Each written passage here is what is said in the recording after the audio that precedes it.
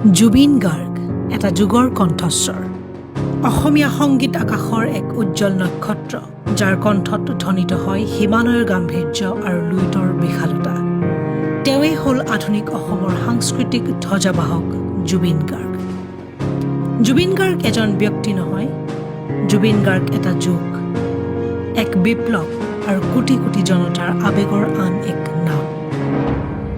যোৱা ৩টা দশক ধৰি তেওঁৰ ঐশ্বৰিক কণ্ঠই কেৱল সংগীতৰ সীমাবদ্ধতাকেই অতিক্ৰম কৰা নাই বৰঞ্চ প্ৰতিগৰাকী অসমীয়াৰ হৃদয়ত স্বাভিমানৰ এক নতুন শিখা প্ৰজ্বলিত কৰিছে তেওঁৰ সংগীতত আছে কেতিয়াবা বিদ্ৰোহৰ অগ্নিকুণ্ড কেতিয়াবা আকৌ নিভৃত কোণৰ এক নিসংগ প্ৰেমৰ সুবাস যি সময়ত অসমীয়া সংস্কৃতিয়ে এক পৰিচয়ৰ সংকটত ভুগিছিল সেই সময়ত জুবিন গাৰ্গে নিজৰ মেধা আৰু সাহসেৰে অসমীয়া সুৰক বিশ্ব দৰবাৰত এক অনন্য মৰ্যাদা প্ৰদান কৰিছে কিন্তু জুবিন গাৰ্গৰ পৰিচয় কেৱল এজন শিল্পী হিচাপে সীমাবদ্ধ নহয় তেওঁ হ'ল গণমানুহৰ প্ৰাণৰ বন্ধু নিৰাশ্ৰয়ৰ আশ্ৰয় আৰু সমাজৰ প্ৰতি দায়বদ্ধ এজন প্ৰকৃত মানৱতাবাদী তেওঁৰ বিশাল হৃদয়ত সদায় ঠাই পাইছে দুখীয়া নিচলা আৰু আৰ্তজনে ৰাজপথৰ পৰা মঞ্চ পৰ্যন্ত তেওঁৰ উপস্থিতি মানেই যেনে অপৰিমেয় সাহস তেওঁ কলা সংস্কৃতিৰ লগত গভীৰভাৱে জড়িত এক অসমীয়া পৰিয়ালত জন্মগ্ৰহণ কৰিছিল তেওঁৰ পিতৃ মোহিনী মোহন বৰঠাকুৰ এজন মেজিষ্ট্ৰেট হোৱাৰ লগতে এজন সুপৰিচিত গীতিকাৰো আছিল তেওঁৰ মাতৃ প্ৰয়াত ইলি বৰঠাকুৰ এগৰাকী গায়িকা আৰু নৃত্যশিল্পী আছিল যিয়ে জুবিনৰ ভিতৰত থকা শিল্পীজনক প্ৰথম চিনাক্ত কৰিছিল বিশ্ববিখ্যাত সুৰকাৰ জুবিন মেহতাৰ নামেৰে তেওঁৰ নামাকৰণ কৰা হৈছিল পিছলৈ তেওঁ নিজৰ বংশৰ গোত্ৰ অনুসৰি গাৰ্গ উপাধিটো গ্ৰহণ কৰিছিল 1992 চনত অনামিকা এলবামৰ জৰিয়তে তেওঁৰ যি যাত্ৰা আৰম্ভ হৈছিল সেয়া আছিল অসমীয়া সংগীত জগতৰ বাবে এক সোণালী যুগৰ আৰম্ভণি তেওঁৰ আধুনিক সংগীতৰ শৈলীয়ে যুৱ প্ৰজন্মক পুনৰ অসমীয়া সংগীতৰ প্ৰতি আকৰ্ষিত কৰিছে অনামিকা এলবাম মুক্তিৰ লগে লগে তেওঁৰ পেছাদাৰী যাত্ৰা আৰম্ভ হৈছিল যিটো আধুনিক অসমীয়া সংগীতৰ এটা মাইলষ্টন হিচাপে পৰিগণিত হৈছে 90 দশকৰ মাজভাগত মুম্বাইলৈ যোৱাৰ পাছত 2006 চনত বলিউডৰ ছবি গেংষ্টাৰৰ য়া আলী গীতটোৰ জৰিয়তে তেওঁ সমগ্ৰ ভাৰততে জনপ্ৰিয় হৈ পৰিছিল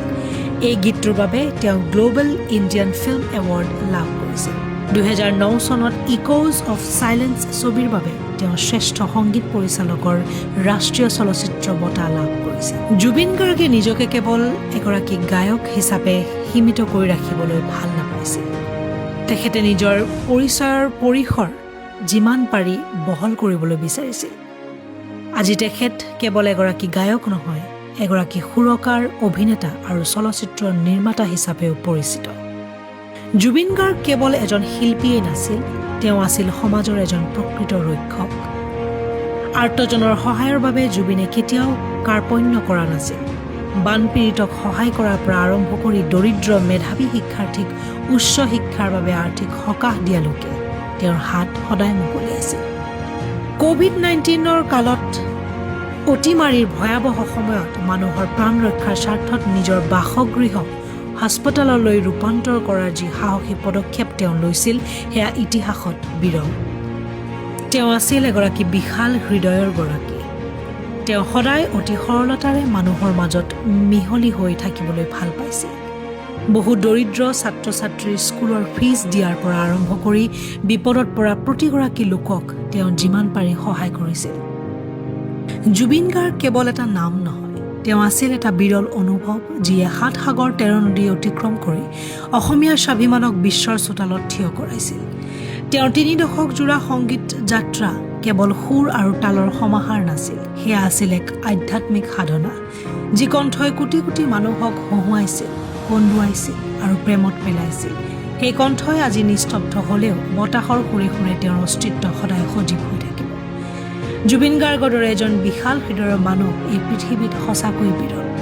তেওঁ আছিল এজন এনে শিল্পকৰ্মী যাৰ কোনো অহংকাৰ নাছিল যাৰ কোনো কৃত্ৰিমতা নাছিল তেওঁ আছিল এখন খোলা কিতাপৰ দৰে যাক যিকোনো সময়তে যিকোনো মানুহে কাষত পাইছিল এফালে তেওঁৰ কণ্ঠৰ যাদু আৰু আনফালে তেওঁৰ মানৱতাৰ বিশালতা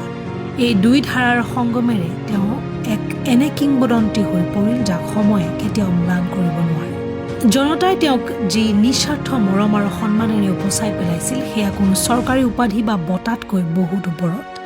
তেওঁ মানুহৰ দুখত চকুৰ পানী পেলাইছিল আৰু মানুহৰ বিপদত নিজৰ সৰ্বস্ব ত্যাগ কৰিবলৈ সাজু আছিল। তেওঁ আছিল এজন প্ৰকৃত ত্ৰাণকৰ্তা, যিয়ে দেখুৱাই থৈ গ'ল যে এজন মহান শিল্পী হোৱাৰ আগতে এজন ভাল মানুহ হোৱাটো কিমান প্ৰয়োজন।